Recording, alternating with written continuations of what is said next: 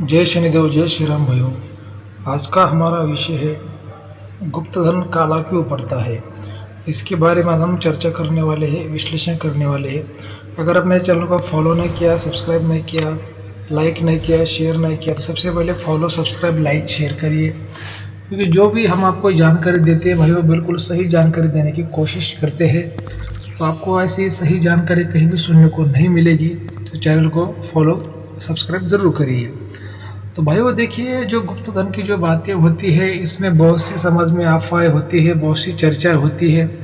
बहुत से लोग बोलते हैं, बहुत से पुराने लोग बोलते थे, अभी के जो कुछ तांत्रिक भी लोग बोलते हैं, कुछ आम लोग भी बोलते हैं कि भाई धन जो होता है, गुप्त धन जो होता है, वो मिलने के बाद में कभी कभी काला निकलता है, काला पड़ता है, उसके कोयले बनते हैं, वो खराब निकलता है, उसकी क्वालिटी कम हो जाती है, पित्तल बन जाता है।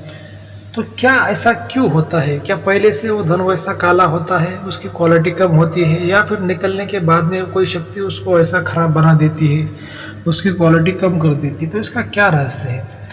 तो देखिए भाई, वो बात ऐसी है कि जो धन की जो बात आती है, जो गुप्त धन की जो बात आती है, तो मेरा ये मानना होता है कि भाई वो नसीब से मिलने वाला काम है। जो धन अगर किसी को मिलता है तो उसका जो पिछला जन्म का जो कोई पुण्य है, नसीब है, कोई भाग्य है, तो उसके ही दम पर उसको ये धन मिलता है। क्योंकि अगर हम जीवन भर पूरा ईमानदारी से काम करेंगे, कितनी भी मेहनत करेंगे भाइयों, तो हम छटाक दो छटाक भी हम कोई सोना चांदी नहीं खरीद पाओगे। क्योंकि आज के ज़माने में भाइयों पेट भरना ही बहुत मुश्किल हो गया है। और ऐसा धन अगर किसी को मिलता है बिना काम का, बिना कर्म का, फ्री में, अब जो भी धन मिलता है वो मान लीजिए कि भाई वो तो आपका तो नहीं होता, किसी और का भी होता, किसी और का होता है। तो ऐसा जो फ्री में आपको गुप्त धन मिलता है, तो इसके लिए नसीब का तो होना बहुत ज़रूरी है। और जो नसीब बनता है अपना, जो आप पुण्य करते हो, चाहे पिछला जन्म में हो या फिर उसके और पिछले जन्म में हो, तो उससे आपका नसीब बनता है। तो क्या होता है कि भाई वो जैसे मान लो कि अभी जो धन तो मिला आपको, लेकिन वो काला मिला, ऐसा मिला, तो इसमें दो गलतियां हो सकती है। पहली बात तो ऐसी होती कि अगर कोई भी आम इंसान धन को तो नहीं निकाल सकता, वो किसी ना किसी पंडित की, तांत्रिक की, कोई दोस्त की हो, किसी के भी जानकार व्यक्ति को सलाह लेता है, उसकी मदद लेता है और धन को निकालने की कोशिश करता है। तो इसमें क्या होता है कि कोई लोग जो लालच में काम करते हैं, उस पर जो टोटका शक्ति होती है, उसको विश्वास में नहीं लेते, उसकी शांति नहीं करवाते, उसके कारण भी धन वो काले पड़ जाते हैं। क्योंकि जब हम धन को निकालते हैं, धन आपको मिलता है, तो उसमें से 50%, 40%, 30% कम से कम हिस्सा आपको दान धर्म में खर्च करना पड़ता है। और कोई ना कोई धर्म का उसमें विशेष कार्य होता है, कोई ना कोई उद्देश्य होता है। तो आपको वो शक्ति को गारंटी देके वो आपको उद्देश्य पूरा करना पड़ता है कि भाई जो उसका, आप कोई अगर माता का शक्ति है तो भाई आपका मंदिर बनाएंगे, कोई ग्राम देवता का शक्ति तो आपका मंदिर बनाएंगे, कोई धर्म कार्य करेंगे, ऐसा उसको गारंटी देनी पड़ती है शक्ति से, शक्ति को शांति दिलानी पड़ती है। उसके बाद में फिर आप वो धन का कुछ हिस्सा आपके बाल बच्चों में, परिवार में खर्च कर सकते हैं। लेकिन आज का जो ज़माना है भाई, वो आज से जो लालची लोग हैं दुनिया में, वो इतना बातों को नहीं जानते। वो क्या करते हैं, सीधा उनको अगर पता चला कोई ज़मीन में, खेत में धन है, तो सीधा उसको निकलने की कोशिश करते हैं। और जो उनको कुछ धन मिलने वाला था उसको भी गवा बैठते हैं। और जो धन निकालता है वो काला पड़ जाता है। क्योंकि शक्ति को जब तक शक्ति शांति नहीं होती, आप जब तक शक्ति का परमिशन नहीं लेते, या फिर शक्ति को आप जब तक संतुष्ट नहीं करते, उसको गारंटी नहीं देते कि उसका क्या उद्देश्य है, उसकी क्या इच्छा है, उसकी जब तक आप इच्छा नहीं पूरी करते, तब तक वो धन आपको शक्ति नहीं खाने देती। ठीक है, आपने ज़बरदस्ती निकालने की कोशिश भी की तो धन काला पड़ जाता है। इसका एक कारण होता है। और दूसरा कारण जो होता है कि अगर किसी के नसीब में धन का योग तो है, लेकिन वो 50% ही अच्छा है, 50% बुरा है, या फिर 60% अच्छा है, 40% बुरा है, तो ऐसे लोगों को धन मिलने के बाद में कुछ ज़्यादा विशेष फायदा नहीं होता। क्योंकि अगर योग अच्छा है तो 100% योग, अगर शुभ योग अच्छा है तो ही आपको उसका फल मिलता है। तो आप बोलोगे गुरुजी ऐसे कैसे, हम तो ये बातों को नहीं समझ पा रहे। तो मैं आपके इसके लिए और एक उदाहरण आपको बताता हूँ, एक फॉर एग्जांपल आपको बताता हूँ, जैसे कि आप थोड़े बात को अच्छी तरह से समझ पाए। तो जैसे मान लीजिए भाई, बरसात के समय में बादल तो है, ठीक है, बादल तो है, लेकिन कई कई बार क्या होता है कि भाई वो बादल होने के बावजूद भी अच्छी बरसात नहीं होती, ठीक है। और कभी कभी बादल होने के बाद में अच्छी बरसात हो भी जाती है। तो देखो, बादल यानी आपका योग है, ऐसा मान लीजिए। और जब बरसात अच्छी होती है तो मान लीजिए कि भाई आपका 100% आपका अच्छा ही होगा। नहीं तो बादल भी है और बरसात जितनी चाहिए उतनी नहीं गिरी तो आपको ऐसा मानना है कि भाई योग तो है लेकिन 50% ही अच्छा है।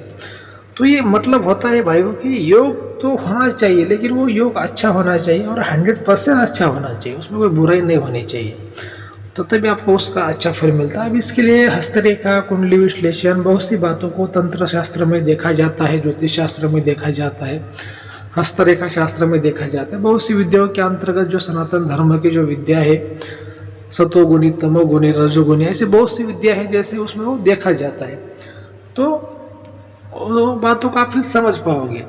और दूसरी बात ऐसी होती कि ऐसे कामों के लिए चाहे आपके नसीब में योग हो चाहे ना हो, चाहे कोई किसी के घर में धन हो, किसी के खेत में धन हो, कोई शक्ति हो, कोई टोटका हो, तो आपको एक अच्छा गुरु की सलाह लेना बहुत जरूरी होती है। जब तक आपको अच्छा ईमानदार गुरु नहीं मिलता तब तक आपको ऐसे काम में कभी लाभ नहीं मिलेगा। क्योंकि क्या है कि भाई दुनिया में ईमानदार लोगों की संख्या बहुत कम हो गई है और बेईमान लोगों की संख्या बहुत ज़्यादा हो गई है।